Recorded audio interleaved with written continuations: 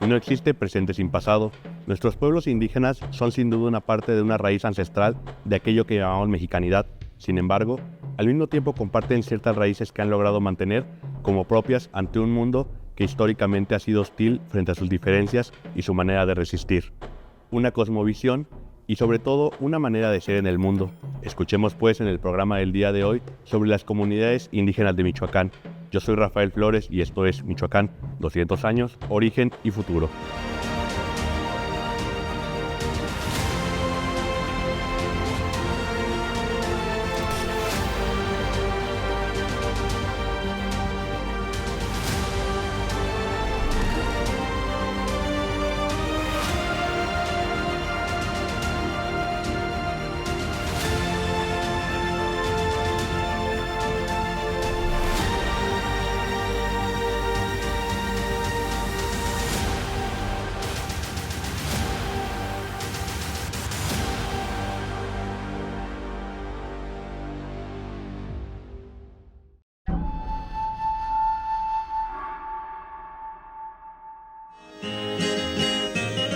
Hola, bienvenidos a este programa Michoacán, 200 años, origen y futuro. El Sistema Michoacano de Radio y Televisión les da la más cordial bienvenida a este programa que tendremos el día de hoy con el tema Comunidades Indígenas y Autogobierno. Quiero presentar a quien estará con nosotros acompañándonos en este diálogo. De mi lado izquierdo, el doctor Orlando Aragón Andrade, especialista y académico y conocedor del tema. ¿Qué tal? ¿Cómo estás? Gracias. De mi lado derecho está la licenciada María Guadalupe Jiménez Galván, exconsejera del Consejo Comunal de Arantepaco. Hola, Lupita. Hola. Y de mi lado, el extremo derecho, está el licenciado Silvestre Chávez Sánchez, presidente del Consejo de Autogobierno de la Comunidad de Crescencio Morales del pueblo Mazahua. ¿Qué tal? ¿Cómo estás? ¿Qué tal, doctor? Bien, pues hoy el Sistema Michoacano de Radio y Televisión nos convoca a poder dialogar y poder explicar cómo está funcionando el tema de los autogobiernos, pero sobre todo una mirada desde hace 200 años. Con motivo de este festejo que se está dando en el estado de Michoacán, se quiere analizar qué está pasando con los pueblos indígenas, qué está pasando con las comunidades indígenas, sobre todo con el fenómeno del autogobierno y el acceso al presupuesto directo. Por ello, permítanme proponerles tres temas que me gustaría platicar con ustedes, que tienen que ver con cuál es el proceso histórico que se ha vivido en Michoacán sobre el tema de las comunidades indígenas. 2, cómo vemos el tema de la autonomía en esa parte histórica. Y 3, qué ven ustedes en el futuro de Michoacán frente al tema de las comunidades indígenas.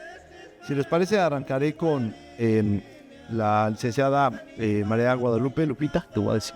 Claro. Es consejera de Arantepacua. Y me gustaría que nos dijeras, ¿cómo ves tú la construcción de Michoacán a lo largo de 200 años frente al tema indígena? Muy bien. Dachus ya me tuchen que se shushen acá. Shur cuando escuchen hawa que ya sharin pampiri chingón. Arin cuando escuchan es nahante autogobierno kamamara shamben kuchar irete chimbo ukurin acá. Doctor, muchísimas gracias por la invitación, compañeros que nos acompañan. Comenzando comentando que este tema del autogobierno, este tema indígena de las comunidades, pues es algo relevante, podremos decir, en Michoacán, y justo no en las comunidades indígenas también, porque anteriormente, y si retrocedemos en la historia, hace 5 años, 7 años, 8 años, pues no se le había dado como esta atención a las comunidades, ¿no? De alguna otra manera, las comunidades siempre hemos estado en constante lucha desde años, ¿no? Entonces, y lo vamos a seguir estando, a pesar de que este gobierno o el otro, siempre vamos a estar en constante lucha. Entonces, este tema ha sido como un par de aguas para que nosotros, las comunidades que ejercen el autogobierno, inclusive las comunidades también que no lo ejercen, ¿no? También llevan sus propios sistemas internos, sus usos y costumbres. Entonces, en la historia, bueno, seguimos haciendo historia. Michoacán sigue haciendo historia en este tema del autogobierno, autonomía, ¿no? Pero también para las comunidades es algo histórico.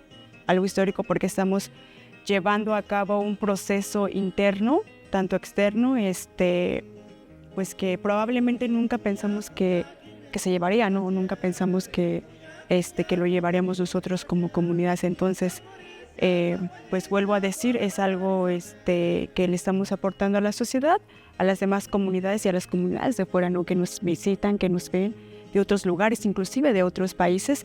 Entonces, pues somos como el punto de lanza, pero también las comunidades indígenas que ejercen el autogobierno, pues estamos haciendo lo propio, ¿no? Para justo salvaguardar nuestra lengua, nuestra cultura, nuestra música, nuestra identidad y pues nuestra cultura, ¿no? Y la organización que tenemos práctica. Doctor Orlando, ¿cómo ves, eres historiador también? Me gustaría ver tu opinión de cómo ves el proceso de formación de esto que Lupita ha dicho y para mí es clave, la lucha, ¿no? Parecía ser que un sinónimo de comunidades indígenas es luchar. ¿Sí? ¿Cuál es tu perspectiva histórica de lo que ha sido la construcción del Estado de Michoacán desde 1828, que tiene su primera constitución, al día de hoy? O sea, ¿cómo se está construyendo de 1825, perdón, que es su primera constitución? ¿Cómo ves el proceso de construcción del Estado de Michoacán y las comunidades indígenas, quizás en esta parte que decía Lupita, de la lucha de las comunidades? Sí, yo creo que es muy importante justamente recuperar lo que comentaba Lupita hace un momento, porque es como podemos y debemos de entender el momento del presente, ¿no?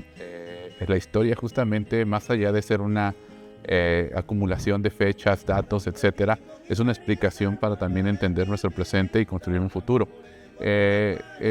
Michoacán, desde su fundación, y esto puede sonar a lugar común, pero el Estado mexicano y el Estado de Michoacán, desde su fundación, ha tenido un tema pendiente con las comunidades.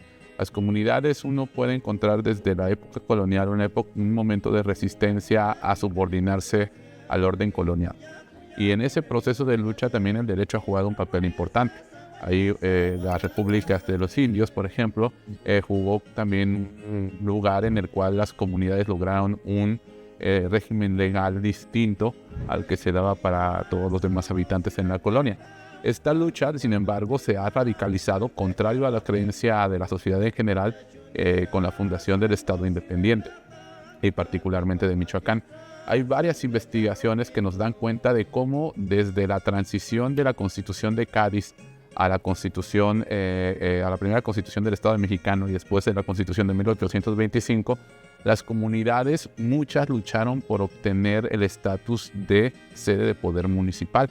Aquí, por ejemplo, en Morelia, que estamos cerca, Teremendo, por ejemplo, lo logró, que es la última comunidad purépecha hasta la fecha que sigue luchando, después de 200 y tantos años, por mantener sus formas de organización interna. Y varias comunidades desde esa época lucharon por ser cabecera municipal, lo que hoy llamamos cabecera municipal, ¿no? Desafortunadamente, aquí vemos cómo el derecho estatal y la Constitución misma funcionó como un dispositivo de colonialismo interno. ¿Qué quiere decir esto? Como una forma de subordinación desde el Estado y desde la legalidad del Estado para someter a las comunidades a poblaciones o mestizas o amestizadas y que quedaran subordinadas como hoy sigue existiendo en nuestro Estado, ¿no? Y este proceso de inicio de nuestro Estado lo podemos seguir observando a lo largo del siglo XIX y a lo largo del siglo XX. No es casual que apenas unas pocas comunidades lograron conquistar esta calidad. Por ejemplo, Cherán lo logró ya avanzado el siglo XIX. Pero, por ejemplo, Cherán es una de las excepciones, ¿no?, de Michoacán, en donde una comunidad indígena, por su tamaño también evidentemente, logra constituirse como cabecera municipal.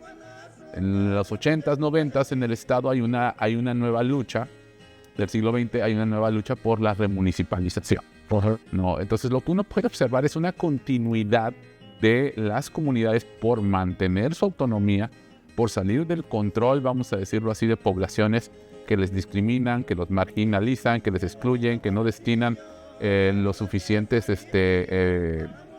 insumos de bienestar, ¿no? Y que entonces se van encontrando las formas, los lenguajes, los contextos, las coyunturas en las cuales las comunidades intentan salir de esa relación de desigualdad y de exclusión. Entonces, en los 90s, varias comunidades como Tarecuato, como Santa Fe de la Laguna, como los compañeros allá en los Reyes, se me está olvidando el nombre de la comunidad grande, Bamatácuaro, exactamente, lucharon por convertirse en cabeza de la municipio. Iniciaron un proceso de remunicipalización que también se frustró, que también incluso, desafortunadamente, nuestros legisladores en aquellos años, que en teoría ya deberían de estar obligados a cumplir los derechos de los pueblos indígenas, porque el convenio 169 ya estaba vigente, desafortunadamente cambiaron la Constitución para que no lo pudieran hacer, ¿no? Y eso hay que decirlo con esas palabras. Lo relevante, digamos, en todo caso, de esta circunstancia es que hoy asistimos a una nueva oportunidad de reconciliar con ese proceso. Yo creo que es importante entender que el tema de las comunidades tiene varias dimensiones. Por supuesto, las comunidades como sujeto histórico de su lucha, de su historia, de sus derechos, pero también entender que no es un problema por aparte, o sea que no es una injusticia por aparte. La injusticia hacia las comunidades es una injusticia hacia todo el Estado, porque no podemos transitar o vivir en un Estado justo si hay un sector de la población que esté excluido, que esté marginado, o del cual los que no somos de comunidades nos privilegiemos de la exclusión y de la marginación de otras comunidades.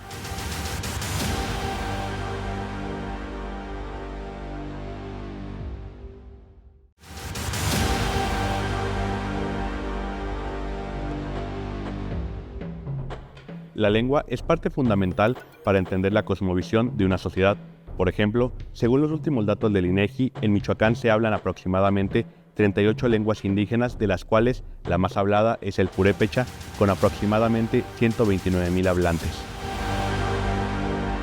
Los que no somos de comunidades nos privilegiemos de la exclusión y de la marginación de otras comunidades.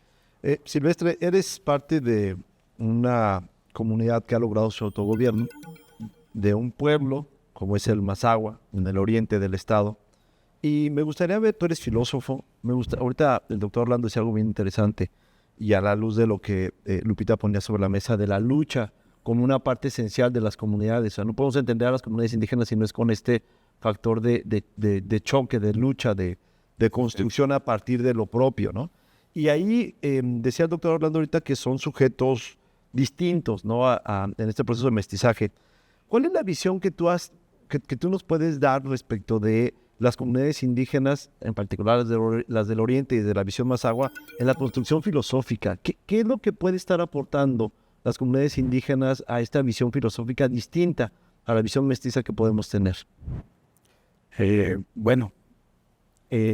que en estos 200 años, ¿sí?, donde el estado de Michoacán se ha ido conformando, los pueblos indígenas del Oriente, en su momento, pues eran pueblos que estaban en la frontera.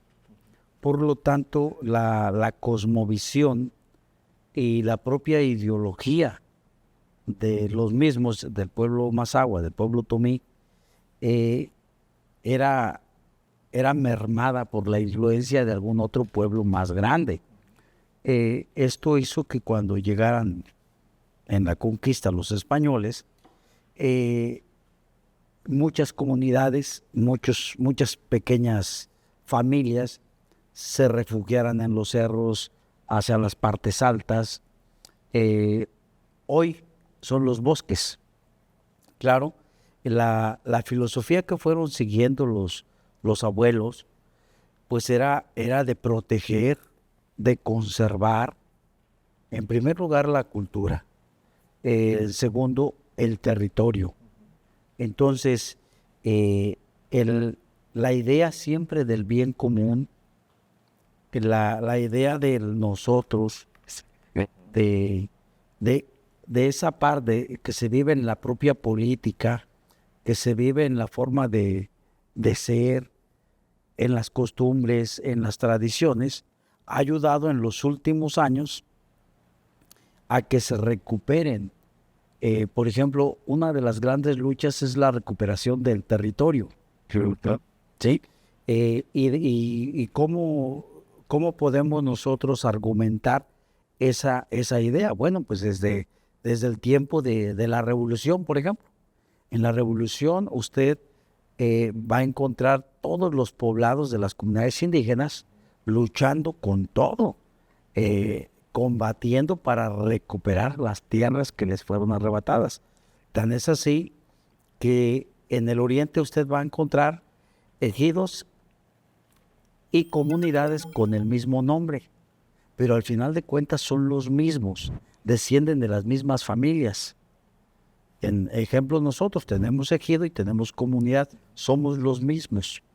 Entonces, aquí la idea que siempre ha permanecido es el reagruparse, porque del otro lado del estado está la mayor parte del pueblo Mazahua, y que lo que nos separa pues es la línea del estado. Sin embargo, hoy en día ya como pueblo Mazahua, tanto en el estado de México como en el estado de Michoacán, pues somos muy diferentes. ¿Por qué? Porque los que estamos en el lado de Michoacán adoptamos la misma idea del estado. El pueblo purépecha, el pueblo náhuatl, el pueblo otomí y el pueblo michoacano, en estos 200 años, yo diría que somos somos pueblos combativos. Somos pueblos que siempre van a reivindicar y a luchar por sus derechos. Es por eso que Michoacán pasa a ser diferente. A pesar de que el gran pueblo es el pueblo purépecha y el pueblo Mazahua, el pueblo otomí y el pueblo náhuatl en la costa, somos una minoría, porque parte de nuestros pueblos están en otros estados. Pero dentro de Michoacán somos una minoría. Sin embargo, la idea del bien común, la idea de mantener una identidad como michoacanos, considero que ha generado un plus en nuestros pueblos para garantizar ciertos derechos de los últimos años, como es hoy en día el derecho del autogobierno. Y como de ahí la misma idea común se contagia, se transmite a las otras comunidades que aún no lo logran. Y creo que hay algo común con todos los pueblos y las comunidades indígenas que hemos avanzado en los derechos del autogobierno. La idea es de que todos lo puedan lograr. Y ahora ya se trasciende, que no solamente Michoacán, sino también los otros estados, porque son indígenas que aún no han recuperado ciertos derechos que deben tener. En esta idea, Lupita, del proceso histórico de Michoacán, dices tú, la esencia, una parte esencial de las comunidades es la lucha. Y quizás uno de los productos más emblemáticos de la lucha indígena, no es el único, pero creo yo que el que más se está viendo últimamente es el autogobierno, ¿no? Es esta autonomía que está teniendo respecto de modelos mestizos que se habían impuesto, inclusive, ya lo dice el doctor Orlando, de la Constitución, de la creación del Estado mexicano y la local. Y el autogobierno es una manifestación de autonomía. Hay más. Claro. Me gustaría que me dieras tu opinión de cómo ves tú este proceso de autonomía, porque creo que lo que está diciendo ahorita Silvestre es muy interesante. Los procesos de construcción de una sociedad que era homogénea, una sociedad heterogénea, pasan por cómo la lucha de las comunidades han transformado a la sociedad michoacana a través del proceso de autogobierno. ¿Cómo ves tú este proceso de autogobierno en las comunidades indígenas como producto de la lucha? ¿Y qué le está dando a las comunidades indígenas este proceso de autogobierno? ¿Qué está mostrándole al mundo las comunidades indígenas con los procesos de autogobierno? Esto es, hay un cambio a partir de Cherán, por ejemplo, de Pichátaro, de Tanaco, de propio Anantepagua, en la sociedad michoacana con los procesos de autogobierno. Claro, eso debemos de reconocerlo, ¿no? Inclusive también las mismas comunidades debemos de reconocerlo, que esto le ha dado pauta a fortalecer, ¿no? Y eso es lo que hacemos mención hace rato y lo que también justo menciona acá el compañero Silvestre, pues le ha dado pauta a fortalecer, a reivindicar y a revitalizar muchísimas cosas que nosotros tenemos a nivel interno, ¿no? Y justo es la lengua, ¿no? O sea, el autogobierno, las comunidades con autogobierno, su objetivo es también la lengua, la cultura, la identidad, la forma de organización, dejándonos del presupuesto directo, ¿no? Que es también algo que administramos, pero también tenemos otros objetivos, que es esto, ¿no? La identidad, o sea, reconstruirnos, ¿no? Reagruparnos, esta esencia que tenemos las comunidades, la cosmovisión, claro, lo ha dicho Silvestre, la cosmovisión para nosotros es importantísimo, la forma de ver la vida, la forma de ver el mundo, la cosmopercepción también, ¿no? O sea, más allá de la cosmovisión. Entonces, el autogobierno indígena o el autogobierno en las comunidades, pues justo le ha dado esta rienda para que nosotros podamos reorganizar, ¿no?, el tejido social a nivel comunitario. Y eso también nos da un enfoque en lo externo, ¿no? Se puede ser otras comunidades cómo nos ven. O esas comunidades que aún no ejercen el autogobierno, pues nos preguntan, ¿no? Por ejemplo, oye, pues, ¿cómo le han hecho? ¿Por qué tanta pavimentación, por ejemplo, ¿no? O ¿por qué una escuela de música, ¿no?, de niños, de jóvenes, de adolescentes, ¿no? ¿Por qué una escuela de danza, por ejemplo, ¿no? ¿O por qué una escuela que se enseñe el purépecha o el náhuatl o el mazahua, ¿no?, el otomí? Entonces el autogobierno ha hecho esto. Pero también debemos de mencionar un factor muy importante, que el autogobierno nos ha abierto las puertas, podríamos decirlo, el camino también, que es la participación de las mujeres.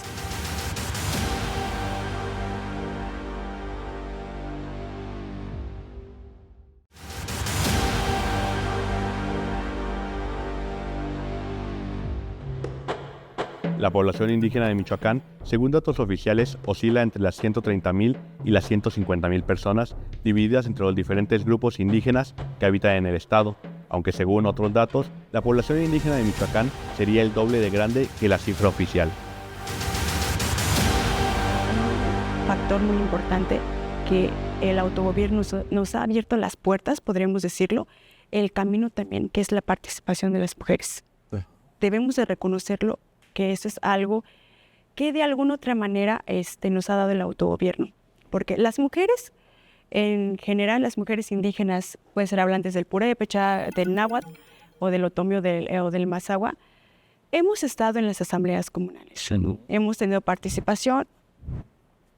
Cabe mencionar que hay algunas comunidades que sí no tienen esta organización, no puedo decir que en general, pero algunas comunidades que las mujeres tienen participación política interna, pueden participar, pueden votar, inclusive pueden ser propuestas para ejercer algún cargo. Entonces el autogobierno ha hecho que seamos visibles. Okay. Que seamos visibles. ¿Por qué seamos visibles? Y no en el sentido de solamente decir, no, pues ya estás ocupando un puesto, no, sino que las mujeres también jugamos un papel fundamental en el tema del autogobierno, porque hacemos visible lo que pasa, ¿no?, a nivel interno, y somos la voz de las demás compañeras que están en otros espacios, que están en otros cargos. Entonces debemos sí de mencionar que el autogobierno es una pauta para nosotras también, para ser visibles. Anteriormente, empezando desde Charán, hace que 12 años, 13 años, había mujeres como consejeras. Luego viene Pichátaro, San Felipe, Arantepacua, y en esos consejos, o en esas comunidades con autogobierno, solamente habían como 4 o 5 mujeres, ¿no? Y en general era como 5 o 10 mujeres en el tema del autogobierno, ¿no?, ocupando sus espacios. Pero ahora, o sea, actualmente vemos, hay 38 comunidades que ya están ejerciendo su presupuesto, y ya hay más compañeras en esos espacios, ¿no? Entonces también debemos de reconocer que, aparte de fortalecer nuestra lengua, nuestra cultura, la forma de organización, y etcétera, etcétera, pues también hay un espacio que es para nosotras. Orlando, hay dos conceptos que yo me gustaría que nos pudieras ayudar a comprender más, porque creo que permite explicar el fenómeno del autogobierno, e inclusive del presupuesto directo, y esto que ya han platicado tanto Lupita como Silvestre, de la aportación de las comunidades al bien común, a una visión distinta. Y es el tema de autonomía y libre determinación. Porque parecía ser que ese es el canal que legitima la lucha que decía Lupita, que ha permitido la explosión, en el mejor de los sentidos, de un Estado que tenía que canalizar por la vía constitucional y legal la lucha y la demanda de visibilización comunitaria. Y a mí me gustaría que pudieras explicarlo, porque esto está llegando obviamente a la sociedad michoacana, y creo que es una de las partes centrales de entender el proceso comunitario a partir de estos dos conceptos. ¿Qué nos puedes decir sobre autonomía y libre determinación? Sí, a ver, yo creo que hay una cosa que tenemos que tener también presente. Estamos conmemorando, no sé si festejando, lo que sea, 200 años de Michoacán, ¿no? Y una cosa que creo que es evidente que no tenemos como los michoacanos conciencia, es lo que comentaba hace un momento Silvestre y Lupita, y que yo quiero hilar con lo que me preguntas, ¿no? Las comunidades indígenas han moldeado la historia de Michoacán, a pesar de que nuestros libros no lo digan así. No, pero lo cierto es que si uno piensa, ¿quién hizo la lucha por la revolución, por la recuperación de las tierras, etcétera? Fueron las comunidades, ¿no? Incluso, bueno, héroes nacionales que son considerados así, todavía no se sigue reconociendo que eran comuneros y comuneras, ¿no? Creo que eso es muy importante decir, que lo que vivimos hoy como autogobierno es un episodio más de una secuela de luchas y de conquistas. ¿Qué ha distinguido, por ejemplo, nosotros que también somos abogados, ¿no? El constitucionalismo mexicano, sino el constitucionalismo social? Eso proviene de una lucha de los pueblos y de las comunidades indígenas, al menos el derecho agrario. Sí. ¿No? Por supuesto está su correlato del derecho laboral, ¿no? Y también eso nos debe de ayudar a entender que la lucha en este país y en nuestro estado en particular, yo coincido mucho con lo que comenta Silvestre, es de los pueblos en general. Michoacán es un territorio de pueblos combativos, ¿no? Por supuesto, no es que todos seamos iguales, hay diferencias, hay cuestiones que no se pueden obviar, pero es un etos del michoacano, por decirlo así, que va a tener sus singularidades siendo de distintas comunidades, de distintos pueblos, o mestizos también, ¿no? Porque también en Michoacán se han iniciado los grandes procesos nacionales, ¿no? Entonces, el caso del autogobierno, yo creo que tenemos que entenderlo como un episodio más en donde los pueblos proponen justamente una transformación del Estado. Así como, imagínense la transformación que sufrimos con con el artículo 27 de la Constitución, pues marcó el siglo XX, marcó nuestro siglo XX. Quizás estamos en el origen, en el germen de algo que pueda marcar el siglo XXI, ¿no? Ya lo dirán los tiempos, y si logramos con las comunidades, con el esfuerzo de todas y todos, lograr que que está hoy como realidad en Michoacán salte, ¿no? Ahora, el derecho a la autonomía y al autogobierno, en principio, tienen, digamos, dos lecturas, ¿no? Son palabras que se han apropiado mucho por las organizaciones, por los movimientos sociales, y de pronto ahí cada quien la entiende de una manera diferente, ¿no? Hay otra forma de explicarlo, que digamos es la que repercute en la vía del derecho y de las instituciones, que son dos conceptos derivados del derecho internacional, ¿no? Y que en este sentido son obligatorios para el Estado mexicano. Digamos, trascienden la idea de una demanda política. Por eso es importante diferenciarlos. Uno lo puede plantear como demanda política y otro como una obligación del Estado mexicano. Y estos derechos de libre determinación son derivados de pactos internacionales, de tratados internacionales que ha suscrito el Estado mexicano desde hace décadas y que en ese sentido son obligatorios. Desafortunadamente no se habían logrado concretar. Ahora, son dos derechos amplísimos, porque tanto la autonomía como la libre determinación están destinados y son obligatorios, vinculantes casi para todos los estados del mundo. Pero los estados en nuestro globo terráqueo son muy distintos. No va a ser lo mismo un país africano que un país latinoamericano. Es más, no es lo mismo los países latinoamericanos. No es lo mismo Bolivia y México o Ecuador. Aun cuando pareciera que la lucha de los pueblos es preeminente en los dos países, estamos organizados de manera distinta. Algunos son países federales, otros no. Entonces, este derecho lo que permite justamente a los pueblos en general y después en particular a los pueblos indígenas, porque hay dos distinciones, los pueblos del mundo y los pueblos indígenas, es a mantener su continuidad histórica. La libre determinación es como la libertad a nivel de individuo, ¿no? Si nosotros decimos somos libres, es porque somos libres para hacer lo que querramos. Claro, siempre no vulneremos derechos, intereses de terceros. Entonces, la libre determinación es el marco jurídico y político que les permite justamente a las comunidades mantener todo lo que ya han reseñado de manera, creo que muy elocuente, tanto Silvestre como Lupita, su cultura, su historia, su lengua, sus tradiciones, sus territorios, etcétera, ¿no? Sin embargo, el desafío que creo que hemos empezado a encarar en Michoacán es habitar, aterrizar esas nociones que a veces están muy en el discurso o están en el aire, pero que después no sabemos cómo enraizarlas, aterrizarlas en nuestro contexto, ¿no? Yo creo que el proceso de autogobierno, como se vincula, es justamente atender estas exclusiones históricas de las cuales te hablaba desde el origen de Michoacán, esta exclusión institucional, política, jurídica de las comunidades indígenas y empezar a echar raíz. Una cosa que no podemos obviar es por qué en tan pocos años pasamos desde el 2016 hasta la fecha a 38 comunidades. Y muchas quisieran, solo que no pueden, porque no es fácil. A pesar de que haya leyes, tenemos una inercia institucional y política que es muy difícil romper. Entonces yo creo que eso debe de ser un éxito. Debemos de valorarlo como un éxito porque son leyes que han hecho las propias comunidades y que aquí sí literalmente han hecho las comunidades, ¿no? La reforma agraria es algo parecido, se expandió en todo el país porque era una cuestión sentida, era una lucha de todos, ¿no?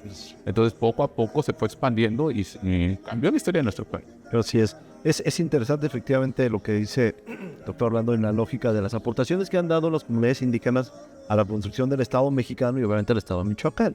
Si no podemos entender la independencia sin lo que sucede en 1808, por ejemplo en Valladolid, o lo que es el movimiento zapatista con el movimiento revolucionario, y evidentemente en el periodo de la Reforma pues hay una fuerte inercia, inclusive se habla del primer presidente indígena que es Juárez, ¿no? Y todo lo que en alguna medida se aporta desde las comunidades.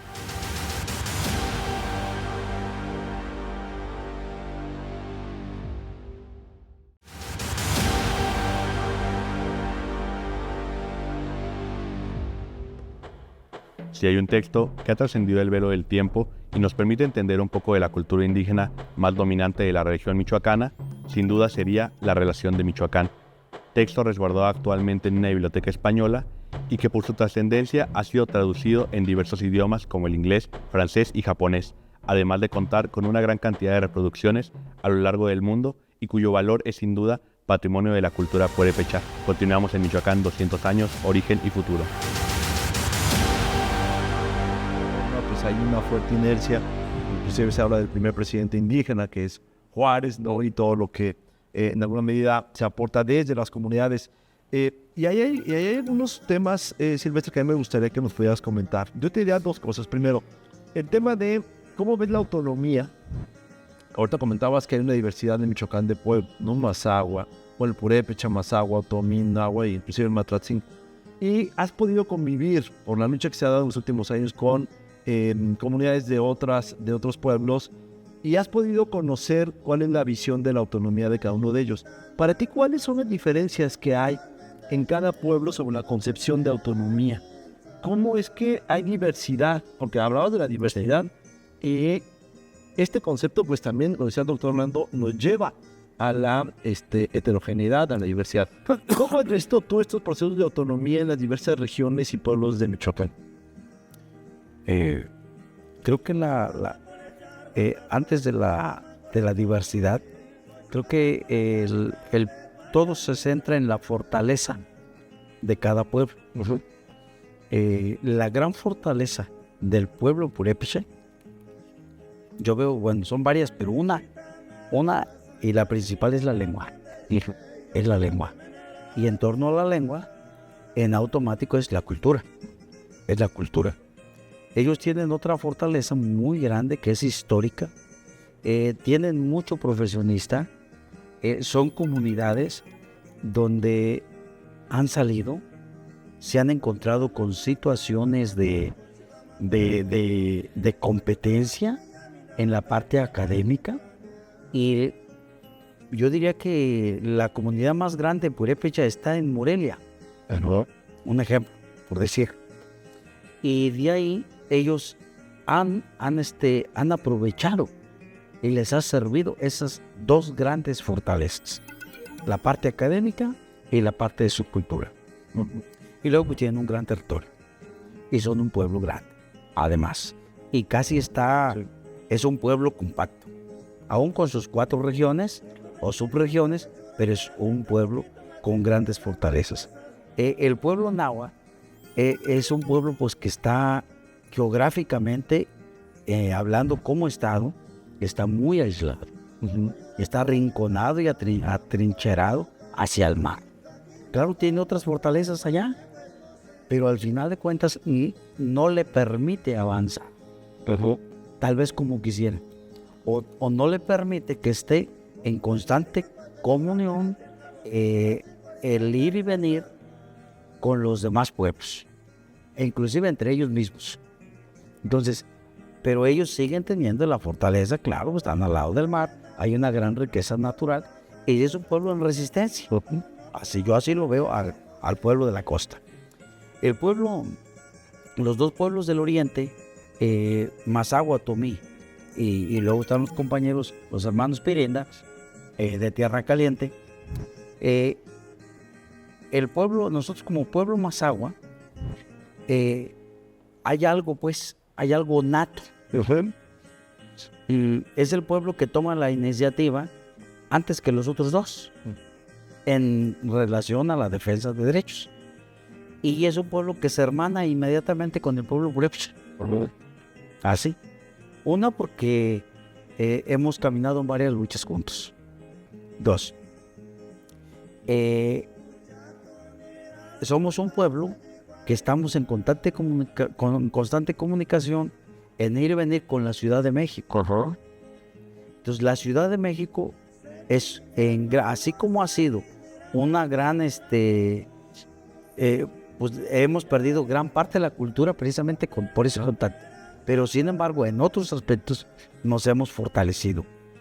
Aquí la diversidad de los pueblos, pues claro que está en la historia, está en el territorio, está en las diferentes luchas, pero tenemos nosotros otra característica que nos puede ayudar al entrar en acuerdos, en diálogos con los otros pueblos, que es que casi la mayoría estamos en el municipio de Zitácuaro.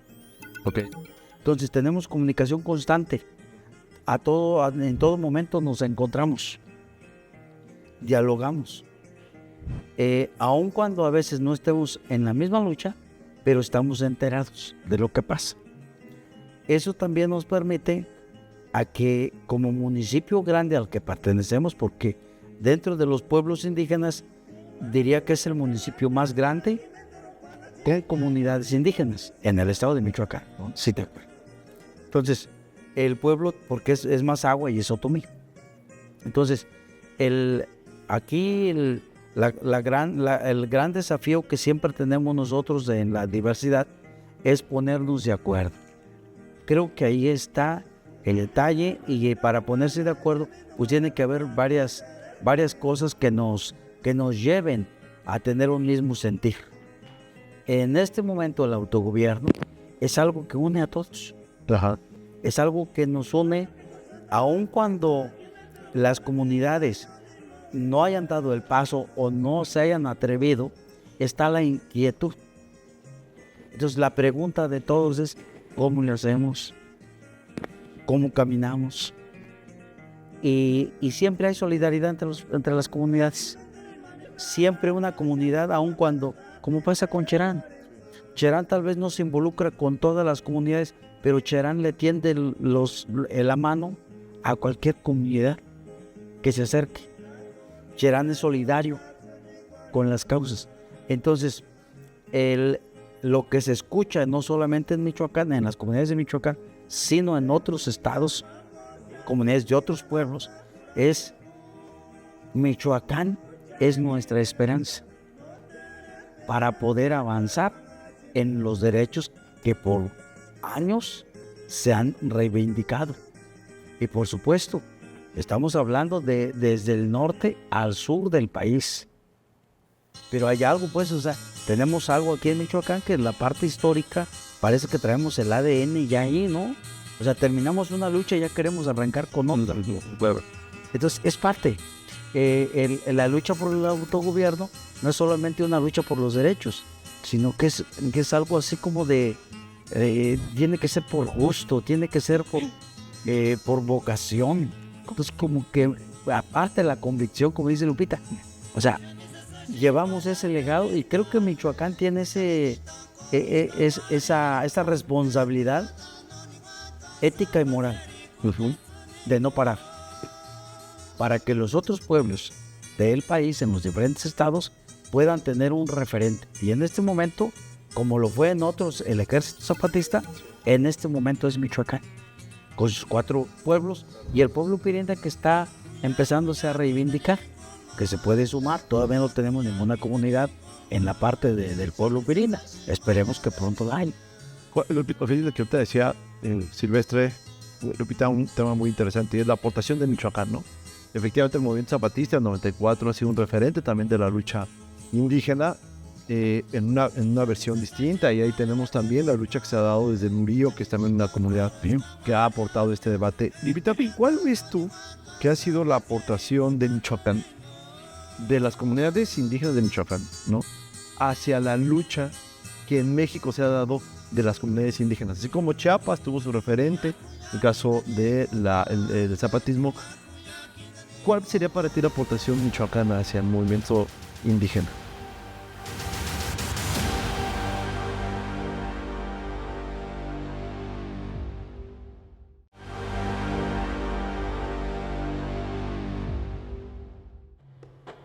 En el año 2021 se dio una reforma de gran importancia dentro de las comunidades al abrirse la posibilidad de participar en su autogobierno a través del presupuesto directo, contándose en la actualidad con cerca de 40 comunidades que se han adscrito a dicho modelo de gestión pública de sus recursos. Yo soy Rafael Flores, continuamos con Michoacán, 200 años, origen y futuro.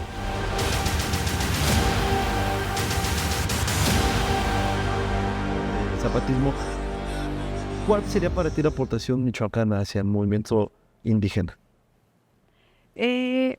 Claro, lo que comentaban acá los compañeros, pues es este tema, ¿no? El seguir exigiendo el respeto y el reconocimiento de los derechos de las comunidades indígenas, ¿no? Y Michoacán y las comunidades con autogobierno han hecho mucho, ¿no? Han hecho mucho en el estado, y uno de estos temas, pues fue, ¿no?, la reforma a la ley orgánica municipal, ¿no? Sí, empezamos por ahí. Bueno, empieza Cherán, justo con el reconocimiento a que un municipio indígena se vuelve autogobierno, ¿no? Luego justo comienzan estas otras comunidades, Pichátaro, volvemos a decir, San Felipe, Arantepacua, Santa Fe de la Laguna. Santa Fe de la Laguna lleva una lucha por años, ¿no? Igual se sigue reconociendo. Luego vienen estos compañeros del oriente, también ya vienen otros compañeros acá de la costa, y me imagino que se van a seguir sumando muchísimas otras comunidades, ¿no? Pero es este impulso, este plus que le ha dado, ¿no? O sea, justo en el reconocimiento de los derechos a la autonomía, al libre de algo que ya es en el artículo 1, ¿no? Pero sí, ya está plasmado, pero ¿cómo podemos hacerlo para que se nos reconociera como tal, ¿no? O sea, ¿cómo? Entonces, pues, las comunidades empiezan a trabajar este tema, esta iniciativa que es la reforma a la ley orgánica municipal, y luego vamos a este otro sentido, ¿no? Nuestra forma de organización, que es nuestra seguridad, algo fundamental. La seguridad es la columna vertebral del autogobierno, la organización. Eso es lo que nos mueve. Si no tenemos seguridad, no tenemos nada. O sea, no tiene caso que construyamos edificios, que pavimentemos calles, que etcétera. Si no tenemos seguridad, educación. Entonces, luego las comunidades decimos, bueno, dice Silvestre, terminamos una lucha, se reforma la ley orgánica municipal, y luego decimos, oye, pues falta algo, ¿no? O sea, ya otras comunidades están caminando eso. Pues seguridad. Bueno, vamos en el tema de seguridad. Entonces empezamos eso. Entonces, las comunidades indígenas de Michoacán, y Michoacán está haciendo plus para otros estados, ¿no? En el tema indígena. Claro. Hay muchísimos estados que luego dicen, oye, ¿cómo hace Michoacán para tanto? Uh-huh. ¿No? Sí. Entonces tú luego dices, no, y te empiezas a preguntar estas cosas como de que, oye, pues entonces iniciamos esta lucha, vamos con la otra, ¿no? Entonces, pues ha hecho mucho y le ha aportado mucho al Estado. Hay un catálogo, creo yo, Orlando, los últimos años, y hablo de forma muy inmediata, de aportaciones de Michoacán al tema indígena. La reforma de la ley orgánica, efectivamente, sentencias de varios órganos jurisdiccionales, tribunales electorales, jueces de distrito, y Suprema Corte, que está la Corte Interamericana. ¿Qué ves tú para Michoacán en este futuro inmediato frente a la lucha que está dando en Michoacán, y que creo que ya tiene eco nacional? Sí, yo creo que, hay que tener claro que nuestra lucha es una lucha de tasks. Los pueblos de Michoacán han contribuido desde la independencia, la lucha contra la desamortización de bienes comunales que se generan en el siglo XIX, la Revolución Mexicana, la formación del movimiento indígena en los 70s, 80s, la UCES, tantas organizaciones que también nos permiten entender nuestro presente. O sea, nosotros, debemos decirlo, no inventamos pues tampoco el hilo negro. Somos herederos de luchas históricas en Michoacán que también formaron esa historia, ¿no? Yo creo que estamos viviendo, ¿no? Creo que estamos viviendo unos años de, permítame la expresión, de primavera de las comunidades indígenas, como utilizar esta expresión, ¿no? De las primaveras que revolucionan, que llegan y que hemos podido ir acumulando una fuerza que nos ha permitido hacer todo eso que ya he comentado de PIT, ¿no? Y que yo creo que aquí las personas que están, las dos autoridad y la ex autoridad que nos acompañan, es parte del grupo de caminar con ellos, es que hemos tratado de ser conscientes de nuestro tiempo. Si hoy tenemos esta fuerza, sabemos que no siempre la vamos a tener, que así es la lucha, también efectivamente. Entonces, creo que hemos llegado a un punto en donde pues el proyecto que se ha construido en los últimos años ya está a una discusión de un proyecto nacional. Esta cuestión que ha pasado con la Suprema Corte y que también no es de hoy, es un trabajo jurídico, político, de lucha social, en una visión corta de 13 años, pero en una visión larga de mucho tiempo. Es lo que nos permite que en semanas, en meses, la Suprema Corte, por primera vez en la historia de nuestro país, vaya a discutir el derecho del autogobierno y, por lo tanto, de autonomía. Eso no había pasado en la historia Entonces, tenemos la oportunidad histórica de que este movimiento que ha cambiado, que es heterogéneo, que no todos pensamos igual y que todo esto, pero que este movimiento tenga ese lugar protagónico, ¿no? Y yo creo que esa es nuestra responsabilidad, o sea, ver que esto se expanda. No, creo que una cosa que, como ya también comentaba Silvestre, no ha caracterizado a las comunidades es el egoísmo, ¿no? Y bien, nosotros podríamos decir, pues ya nosotros ya tenemos y ya estamos y ya no hay que hacerle, ya hay que concentrarnos en nuestra comunidad y ya, no, ya lo hicimos. No, es que sabemos que si esto no transforma el país, tarde o temprano también vamos a ir hacia atrás nosotros, ¿no? Entonces la lucha debe de seguir y creo que ese es nuestro desafío. Claro. Para cerrar, Silvestre, ya en estos 3 minutos que nos quedan, y efectivamente a la luz de lo que ya se dijo, de las aportaciones desde la independencia, la reforma y la revolución, ¿cómo ves tú el movimiento indígena en Michoacán en los próximos 5 años para saber qué nos espera como sociedad? Considero que los consejos que ya estamos constituidos debemos de alguna manera ver que esta lucha que hemos vivido y de la cual estamos también ya con nuestras comunidades disfrutando, vamos a llamarlo así, debe de avanzar a nivel nacional a través de las reformas que tengan que presentarse. Claro, aquí ha sido clave no solamente el acompañamiento, sino la entrega de los abogados que han estado con nosotros, que son parte de este movimiento, con la ideología de las comunidades, ellos la han potencializado. Entonces, para que pueda trascender, debemos empujar las comunidades que tenemos consejo hacia afuera y hacia adentro. Creo que la lucha tiene que seguir promoviendo, incentivando a las que no lo han logrado, a que se vayan sumando y nos vayamos emparejando, porque al irnos emparejando, las comunidades nos protegemos más como estrategia. Segunda, afianzamos mejor lo que ya logramos. Y tercera, esto se vuelve más trascendental si vamos hacia afuera, porque entonces es un valor que debe compartirse. Bien, pues con esto estaremos cerrando el programa. Yo quiero solamente que me digan en una palabra, cada uno de ustedes, ¿no? De forma muy concreta, para cerrar el programa, que me digan, Lupita, ¿cuál es lo más significativo que está aportando el movimiento indígena, no a Michoacán, sino al país? Con una palabra. Híjole, pues en este caso sería la convicción, la ideología que tenemos. Convicción e ideología. Orlando. El cambio verdadero. Se habla mucho de cambio, pero si no se cambia con los pueblos, este país no cambia. Ok. Silvestre. Creo que la dignidad de los pueblos. La dignidad. Bien, sin duda, creo yo que pudimos recapitular lo que las comunidades han hecho en los últimos años. Es de reconocerse lo que, como bien decían ya los comentaristas, se ha aportado históricamente, no solamente en los últimos años, sino prácticamente desde la construcción del Estado mexicano, obviamente de la entidad federativa de Michoacán, han aportado a las comunidades indígenas. No podemos soslayar que hoy debemos de reconocer fuertemente esta lucha. Yo creo que hay que apoyarla. Y bueno, solamente queda agradecer al Sistema Michoacano de Radio y Televisión por esta apertura para poder dialogar sobre las aportaciones que ha tenido Michoacán en el tema indígena. Hoy creo ya está claro que Michoacán está en la palestra nacional, en las aportaciones que está haciendo en el tema de las comunidades indígenas. Y creo yo que hay que hacer un reconocimiento a lo que ya decía Lupita hace un rato. El autogobierno no es más que una lucha por mantener la lengua, por mantener la cultura, un modelo de desarrollo propio. No es un tema de dinero, no es un tema político, sino es muchísimo más allá. Y lograr visualizarlo así, creo que canalizaría lo que decía el doctor Orlando y el propio Silvestre, de una nueva forma de cambiar y de transformar inclusive a la propia sociedad michoacana.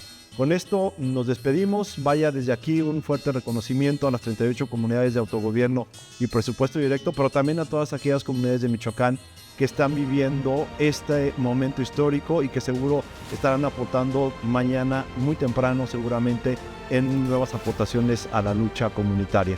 Gracias y buenas tardes.